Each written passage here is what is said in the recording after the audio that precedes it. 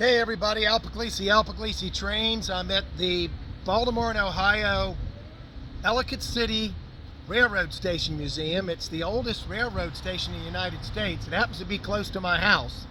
They have a beautiful HO scale railroad inside, and you are in for a treat. Let me show it to you.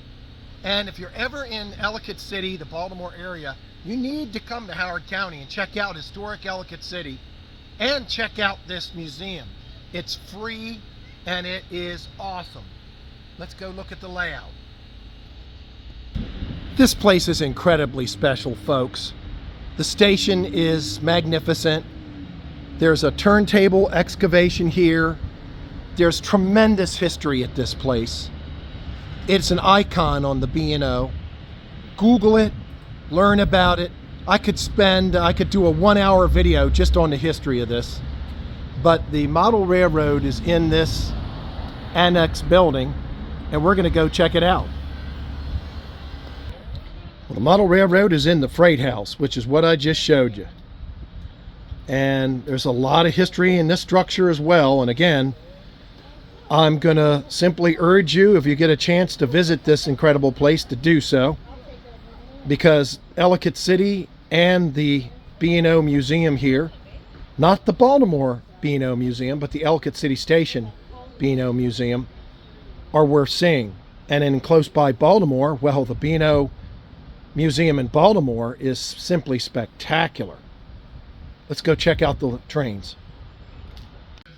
Folks, we're inside this beautiful HO railroad right now.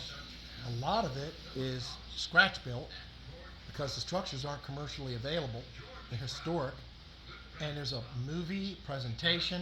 It's a gorgeous layout. Let me show it to you. It gives you some detail about the different areas. Mount Clair Station, Carrollton Viaduct, Viaduct Hotel. And this is a model of the old roundhouse that's in downtown Baltimore now. Now, folks, this was scaled down. If you were to build this in full size, it might be around 72 inches in diameter. So you can scale these things down and still have a representation and say, hey, that looks like the roundhouse in downtown Baltimore. Guess what? It is. And the surrounding structures.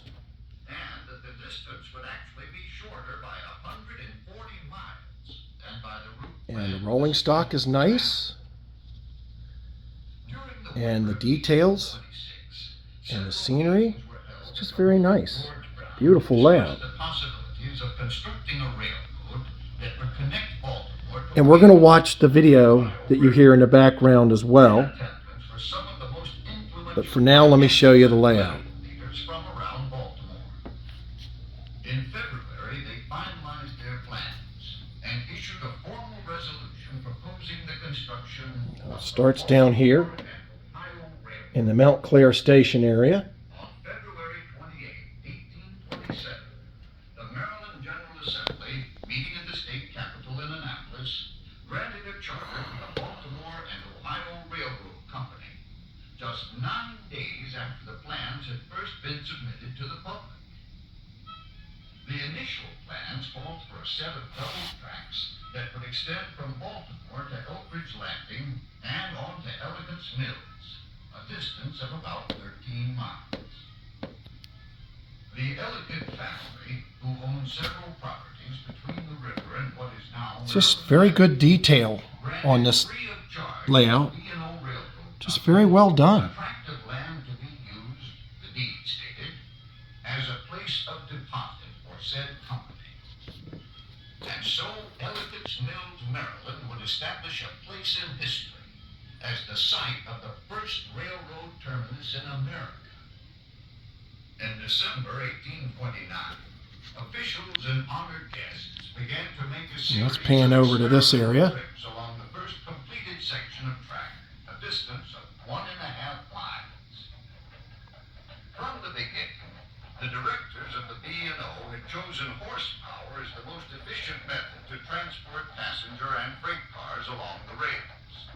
Nevertheless, horsepower transportation had its drawbacks, as each beautiful scenery on this model railroad.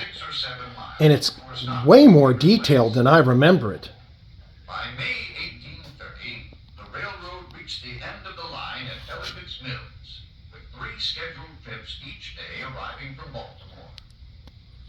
By 1831, the Ellicott's Mills depot was completed and open for service. The massive granite structure was also designed to act as a bridge to carry the railroad over the Frederick Turnpike. Passengers got on and off of the train and crossed the street from the station at the Patapsco Hotel, where they boarded the train directly from the second floor platform of the hotel. The station building was designed with 3 sections. The south end of the building was the car house. A large track-level doorway provided access for the engines entering the station for repair and maintenance. An exhaust funnel was mounted in the ceiling and positioned directly above the engine stack. And we're coming up on one of my absolute favorite structures of the B&O, folks, that I've always wanted to build. Very complicated. The hotel, the Viaduct Hotel, which is at the Thompson Viaduct, Relay Hotel, I believe. And this model of it is exquisitely done. Scratch-built model. I don't know who did this, but whoever did it did an absolute exquisite model. And you can see the Thompson Viaduct now. Obviously, it's not full size. It's had to be scaled down, but again, it captures the flavor, and it's scaled down in size, yet still HO, and yet still you can have a Thompson Viaduct. Ellicott City Station served the Union Army as an important supply link for the transportation of food and materials. The Ellicott City Station continued to This is operate just as a fully functioning railroad station until December beautiful, 31st, beautiful 1949. scratch-built The last commercial passenger run hotel. of the station, Really is. marking the end of an era. An era in history that lasted more than 120 years. It no longer stands. Of a great railroad. It's gone, but boy, was it incredible. Let's see if I can get a shot of the front This historic site, for you. you can take personal pride in knowing That's about as good as I can get, folks. in part to preserve Let's move the on. history of the past for future. All right, as we move out of this scene through the viaduct, we'll continue our journey back in the old days. Got some beautiful little scenes here. Ellicott's Mills, nestled among the rolling hills. And again, we're going to watch the tape in a moment. It was a bustling mill town in 1825.